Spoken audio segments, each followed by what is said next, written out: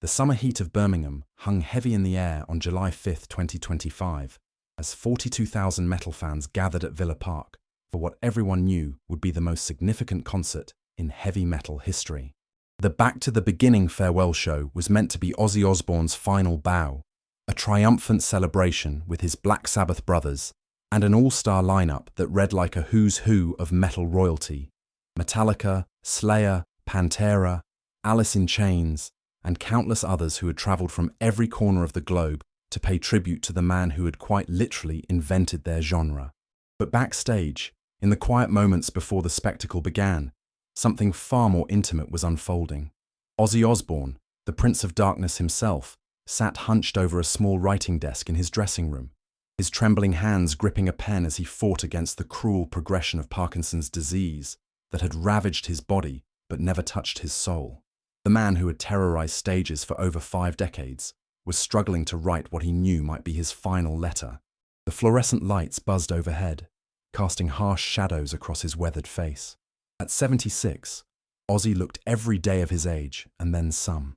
The years of excess, the battles with addiction, the countless surgeries, and now the relentless advance of Parkinson's had taken their toll. But his eyes, those eyes that had stared down demons, both real and imagined, still burned with the same intensity that had captivated millions. If you're feeling the emotion already, please show your support by hitting that like button. Your engagement means everything to us as we share this deeply personal story. Sharon stood nearby, watching her husband of 43 years labour over each word with the same intensity he once brought to his legendary performances. His voice might still be as good as it's ever been, as she had told reporters just months earlier, but his body was failing him in ways that broke her heart daily. "I can't walk," he had confessed on his SiriusXM show earlier that year. "But you know what I was thinking over the holidays? For all my complaining, I'm still alive." Those words had become something of a mantra for him in recent months. The man who had famously sung about going off the rails on a crazy train was now confined to a wheelchair most days, dependent on others for basic mobility. The irony wasn't lost on him. The Prince of Darkness, who had once commanded stages with manic energy, now needed help getting from his bed to his chair. The letter was addressed to Zakk Wylde, the man who had been more than just his guitarist for over 3 decades. Zakk had been plucked from obscurity in New Jersey as a 19-year-old kid with dreams bigger than his talent, and Ozzy had watched him grow into one of metal's most respected axe wielders. Their bond transcended music. It was father and son, mentor and protégé, 2 souls united by the raw power of heavy metal and a mutual understanding that some things in life are worth dying for. Outside, the massive festival was already in full swing. Tom Morello, serving as musical director, had crafted what he called the greatest heavy metal show ever, and from the sounds echoing through the stadium walls, he was succeeding. The revolving stage concept, borrowed from Live Aid, allowed for seamless transitions between acts, each one more spectacular than the last. As the crowds outside roared for the tribute performances, Ozzy's shaking hand moved across the cream-coloured paper. He could hear snippets of conversation from the production crew, fragments of sound checks, and the distant roar of 42,000 voices united in heavy metal communion. He paused, listening as James Hetfield's voice echoed through the stadium. Speakers during Metallica's soundcheck. "Without Sabbath, there would be no Metallica. Thank you, boys, for giving us a purpose in life." The words hit him harder than he expected. How many lives had he touched? How many musicians had found their calling because 4 working-class kids from Birmingham decided to make the heaviest, darkest music the world had ever heard? The weight of legacy pressed down on him as heavily as the Parkinson's that made his hands shake. He thought back to 1968, when he and Tony Iommi, Geezer Butler, and Bill Ward first came together. They were just teenagers then, products of post-war Birmingham's industrial decay, with nothing to lose and everything to prove.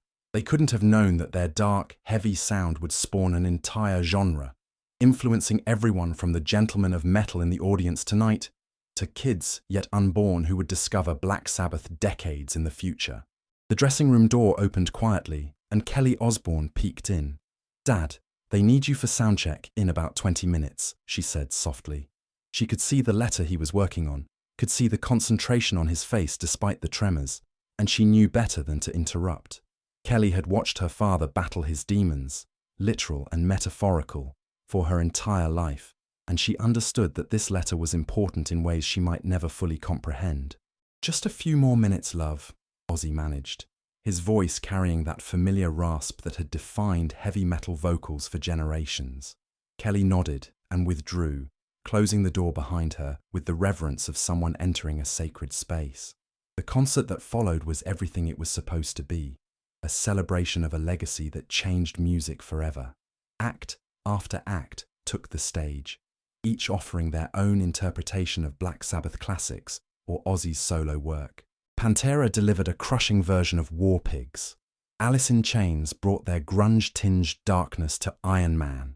And when Metallica took the stage, the entire stadium seemed to vibrate with the power of their tribute. But it was the personal moments that truly captured hearts. When Jake E. Lee, Ozzy's former guitarist, took the stage for a surprise reunion, there wasn't a dry eye in the house. The two men had been planning to rekindle their friendship, and this performance felt like both a celebration and a farewell. Jake's guitar sang with the same melodic heaviness that had defined albums like Bark at the Moon and The Ultimate Sin, reminding everyone why he had been such a crucial part of Ozzy's solo career. When Ozzy finally took the stage, rising from below on his black throne due to his inability to stand for extended periods, the crowd erupted with a love so pure it was almost religious. The throne itself was a work of art, adorned with bats and skulls. It looked like something from a Gothic cathedral designed by someone with a seriously twisted sense of beauty. "It's so good to be on this fucking stage, you have no idea," he told the crowd. And for those 5 solo songs, he was the Prince of Darkness once more. I Don't Know opened the set, and despite his physical limitations, Ozzy's voice soared over the crowd with the same power that had made him a legend. The song, from his debut solo album Blizzard of Oz, felt like a statement of purpose. After all these years, after all the chaos and darkness, he still didn't have all the answers, but he was still here, still singing, still connecting with the people who had made his impossible life possible. Mr. Crowley followed, and the audience sang along to every word, their voices creating a massive choir that seemed to lift Ozzy's spirits visibly. His hands might shake, his legs might not work, but his voice, that instrument that had defined heavy metal, was still strong, still capable of reaching into the deepest parts of the human soul and dragging out emotions people didn't even know they had. Suicide Solution came next, the controversial song that had once been blamed for teenage deaths, but had always been Ozzy's warning about the dangers of alcohol abuse. Sitting on his throne, looking out at thousands of faces illuminated by phone screens and stage lights, he delivered the song with the gravity of someone who had lived every word of its warning and somehow survived to tell the tale. "Mama, I'm Coming Home" brought a different energy to the stadium. This was Ozzy, the family man, the man who had found love with Sharon and built a life that was both completely insane and surprisingly stable. The tenderness in his voice as he sang about coming home to the one person who truly understood him was almost heartbreaking in its sincerity. And then came Crazy Train, the song that had become his signature, his calling card, his legacy distilled into 4 minutes of pure rock and roll insanity. Zakk Wylde's guitar work was extraordinary, paying homage to Randy Rhoads' original vision while adding his own southern fried heaviness to the mix. As they played together, Ozzy looked at his longtime guitarist with eyes that seemed to say everything and nothing at the same time. It was a look Zakk would replay in his mind 1,000 times in the weeks that followed. But it was the Black Sabbath reunion that truly captured hearts and broke them simultaneously. The original lineup hadn't performed together since 2005, and there they were, Ozzy, Tony Iommi, Geezer Butler, and Bill Ward, playing War Pigs, Iron Man, NIB, and Paranoid for what everyone knew was the last time. The chemistry was still there, that indefinable magic that had made them legends, but it was tempered by the knowledge that this was goodbye. Ozzy appeared overcome with emotion at times, the weight of finality heavy on his shoulders. During Iron Man, the song that had become perhaps Black Sabbath's most recognized anthem, he seemed to channel every ounce of strength remaining in his body. Tony Iommi's guitar riff, that earth-shaking, paradigm-shifting piece of musical DNA that had spawned 1,000 metal bands, echoed through Villa Park like a prayer, like a benediction, like a final blessing from the gods of heavy metal. When they closed with Paranoid, the entire stadium was on its feet, 42,000 voices screaming along to every word. Ozzy, despite being confined to his throne, conducted the crowd like a maestro, his trembling hands somehow finding the strength to gesture, to point, to connect with every single person in that massive audience. It was transcendent, it was heartbreaking, and it was perfect. Zakk Wylde had been right there beside him for the solo set, their chemistry as electric as ever, despite the years and the illness. The man from New Jersey had become more than just a guitarist in Ozzy's band. He had become family, a keeper of the flame, someone who understood that their music was about more than entertainment. It was about survival, about finding light in darkness, about refusing to give up even when everything seemed hopeless. After the show, as the crowds dispersed and the equipment was being broken down, Ozzy returned to his dressing room to finish the letter he had started hours earlier. His hands were shaking worse now. The adrenaline of performance had worn off, leaving behind the harsh reality of his condition, but he was determined to complete what he had started. 17 days later, on July 22, 2025, the music world was shattered by the news that had seemed inevitable, yet impossible to accept. It is with more sadness than mere words can convey that we have to report that our beloved Ozzy Osbourne has passed away this morning. The family statement read, "He was with his family and surrounded by love. We ask everyone to respect our family privacy at this time." The tributes poured in from around the world. Presidents and prime ministers issued statements. The Rock and Roll Hall of Fame lowered its flags to half-mast. Radio stations played Black Sabbath and Ozzy solo tracks non-stop. Social media was flooded with memories, videos, and testimonials from fans whose lives had been touched by the Prince of Darkness.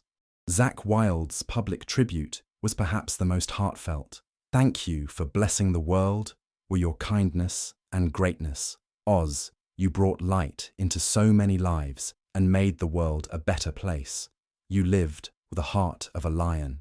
I thank the good Lord every day for blessing my life with your friendship and brotherhood." But what the public didn't know was that Zakk had also received something far more personal.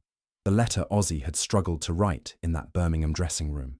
3 days after the funeral, a ceremony that had brought together rock royalty from every generation, Sharon approached Zakk with trembling hands.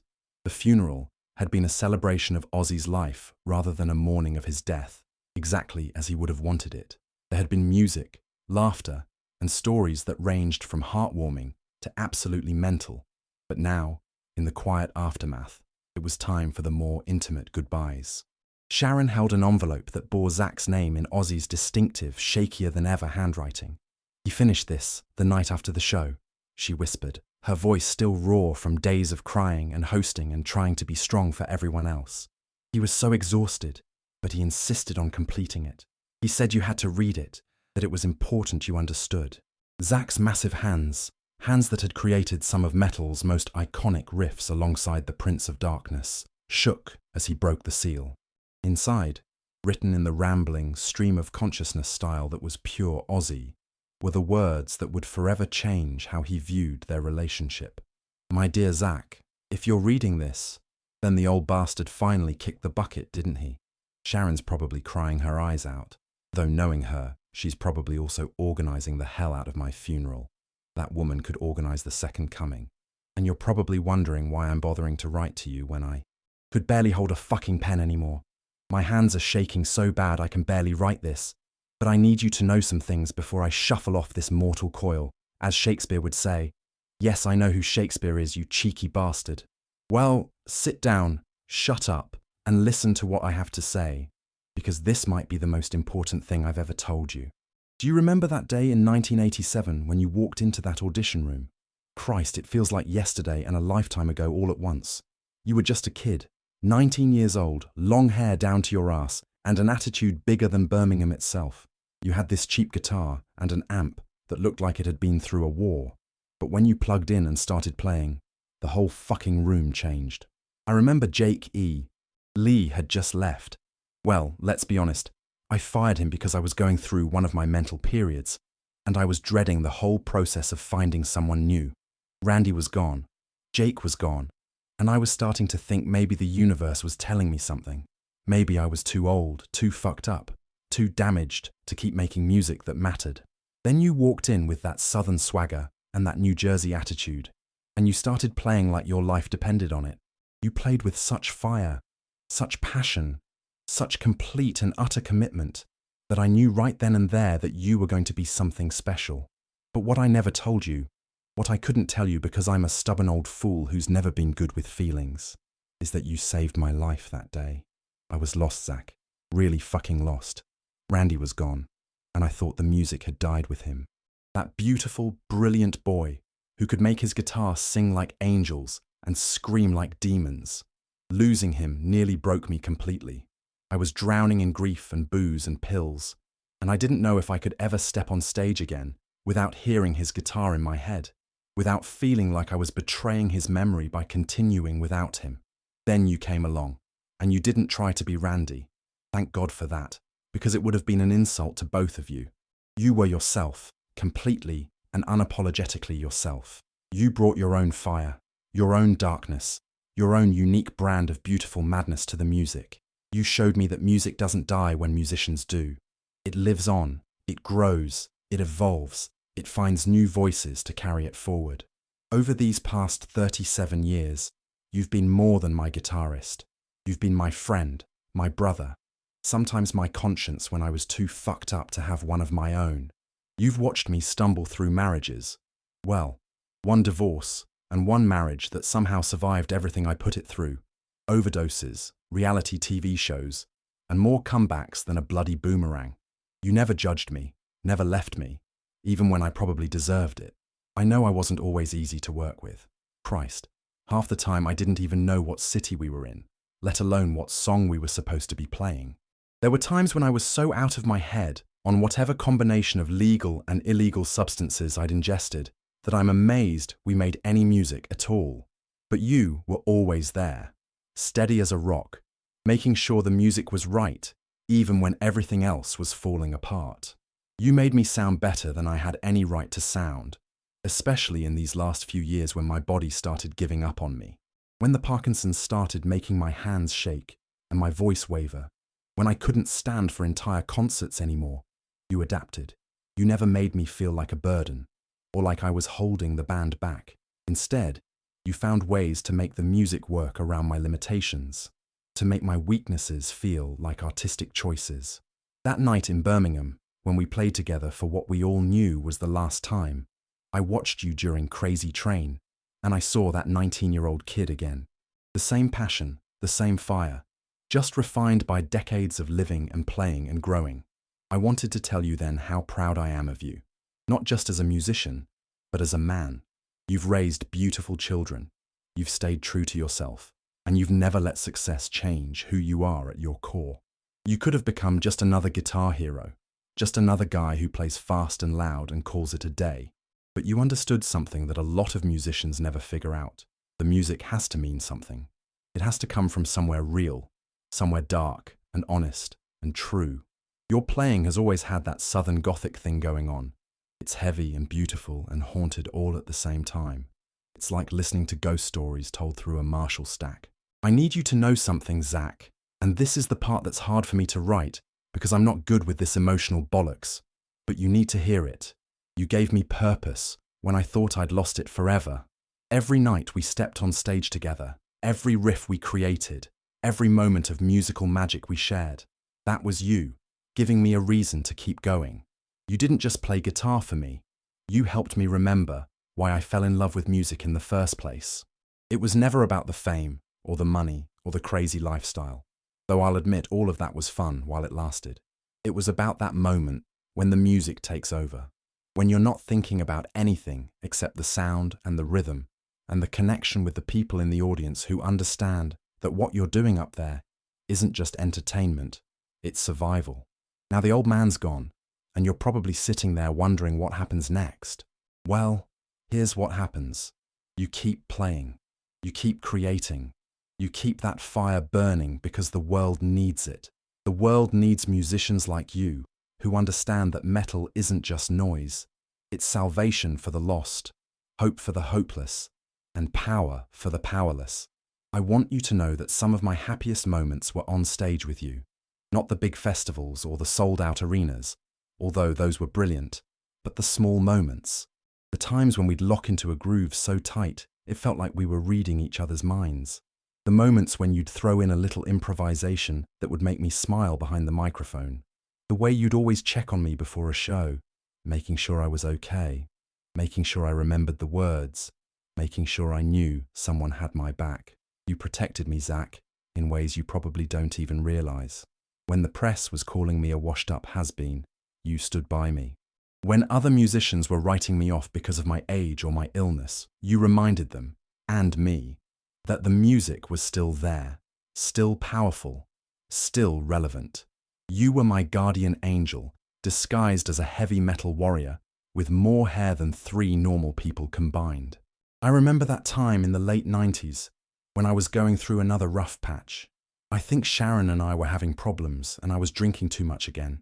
And you sat me down in the tour bus and gave me one of those talks. You didn't lecture me or try to fix me or make me feel like shit for being human. You just reminded me that I had people who cared about me, people who needed me to get my act together, and music that still needed to be made. It wasn't a big dramatic intervention or anything like that, just one friend talking to another. But it meant everything to me. I'm not afraid of dying, Zakk. I've lived more lives than any man has a right to, and I've experienced things most people can only dream of. I've bitten heads off bats. Still can't believe I did that. What the fuck was I thinking? Pissed on the Alamo, which I still feel bad about, honestly. Been arrested more times than I can count, and somehow managed to marry the most incredible woman in the world, and raise 4 amazing children who turned out to be good people, despite having me as a father. I've sold millions of records, influenced generations of musicians, and had fans who loved me so much they tattooed my face on their bodies, which is both flattering and slightly terrifying. I've been inducted into the Rock and Roll Hall of Fame, received Grammy Awards, and had my handprints put in cement in Hollywood. What more could an old metalhead ask for? But if I have any regrets, it's that I never told you often enough how much you meant to me. I never said thank you enough for the loyalty, the friendship, the music, and the memories. I never told you that when people ask me what I'm most proud of in my career, it's not the awards, or the sales, or the fame. It's the fact that I got to share the stage with musicians who became family. And you, my friend, are the heart of that family. So here's what I need you to do for me. I need you to remember the good times, not the end. Don't remember me as the sick old man who couldn't walk or hold a guitar pick steady. Remember me as the crazy bastard who showed you that rules are meant to be broken, that music is meant to be felt, not just heard, and that sometimes the best way to deal with life's darkness is to sing about it as loud as you fucking can. Remember the laughter, not the tears. Remember the music, not the madness. Remember the man who believed in you when you were just a kid with a dream, who gave you a chance to become the legend you are today. But most of all, remember that none of it, none of the success, none of the craziness, none of the incredible journey we shared would have meant anything without the friendship that made it all possible. Keep playing Crazy Train, Zakk. Every time you play it, I'll be there with you, probably off-key and definitely off my head, but there nonetheless. Keep telling the stories about our adventures on the road, the good ones and the mental ones alike. Keep that southern pride burning bright, but remember where it all started, with 4 lads from Birmingham who decided to make some noise and accidentally invented heavy metal. One, and when you're on stage, when you're in that zone where nothing else matters except the music, remember that you gave an old man the greatest gift anyone could give. You let me keep being Ozzy Osbourne until the very end. Not the reality TV star, not the celebrity, not the legend, just Ozzy, the guy who loves to sing and loves to perform and loves his fans more than life itself. I love you, son. Not the way Sharon loves me or the way I love my children, but the way a grateful man loves someone who helped him find his way home when he was lost in the darkness. You were my light, Zakk, even when the songs were about demons and madness and the end of the world. You were proof that there's always hope, always music, always tomorrow. Now stop crying and go pick up that guitar. The world needs more of that Zakk Wylde magic, and I'd hate to think that my death was the reason you stopped sharing it with the world. Besides, you know I'll be haunting you if you don't keep playing. And trust me, Ghost Ozzy is probably even more mental than Living Ozzy ever was. All my love and respect, Ozzy Taz. P.S. Tell Sharon I said she's the best thing that ever happened to me. And that includes the fame, the fortune, and the fact that I somehow survived long enough to see my grandchildren grow up. She saved me from myself more times than I can count, and I hope she knows that every good thing in my life was possible, because she was there to make sure I didn't completely lose my mind. Tell Kelly and Jack I'm proud of them, proud of the people they've become, proud of how they've handled growing up in the public eye without losing their souls in the process. Tell Amy I understand why she stayed out of the spotlight, and I respect her for it. Sometimes the bravest thing you can do is choose your own path, even when everyone expects you to follow someone else's. And tell the fans, all of them, from the ones who've been with me since the Black Sabbath days, to the kids who discovered me through the Osbournes. Tell them that Ozzy loves them, always has, always will. They gave an ordinary guy from Birmingham an extraordinary life, and I never forgot that everything I achieved was because they believed in the music. P.P.S. If you ever write a book about our time together, make sure you include the story about that time in Germany when I got so drunk I thought the hotel was haunted and spent 3 hours talking to a coat rack. That one always makes me laugh. Also include the story about how you convinced me to try sushi for the first time and I thought it was going to kill me. And definitely tell them about the time we got lost in that maze in England and you had to call Sharon to come rescue us because I was having a panic attack about never finding our way out. Those are the moments that made it all worthwhile. By the time Zakk finished reading, his vision was completely blurred by tears. The letter fell from his hands as 37 years of memories crashed over him like a tidal wave. Every tour, every recording session, every quiet moment between shows when Ozzy would ask about his family or share stories about the old days, it all made sense now. It wasn't just about the music. It had never been just about the music. The man the world knew as the Prince of Darkness, the wild man of rock, the bat-biting madman, had revealed himself to be exactly what Zakk had always suspected but never dared to believe. A mentor, a friend, and a father figure who had shaped not just his career, but his life. 3 weeks later, Zakk would perform Crazy Train at a tribute concert, and true to Ozzy's words, he could feel the old bastard right there beside him, probably off-key and definitely off his head, but there nonetheless. The music lived on, just as Ozzy knew it would, just as it always had, and just as it always would. The Prince of Darkness was gone, but his light, the light he had shared with Zakk Wylde and millions of fans around the world, would burn forever. And somewhere in the great beyond, Ozzy Osbourne was probably laughing his ass off at the fact that a letter meant to comfort had ended up making everyone cry even harder. But then again, that was Ozzy, always finding a way to surprise you, even from beyond the grave. Please show your support by hitting that like button if this story moved you. The bond between Ozzy and Zakk reminds us that music is more than entertainment.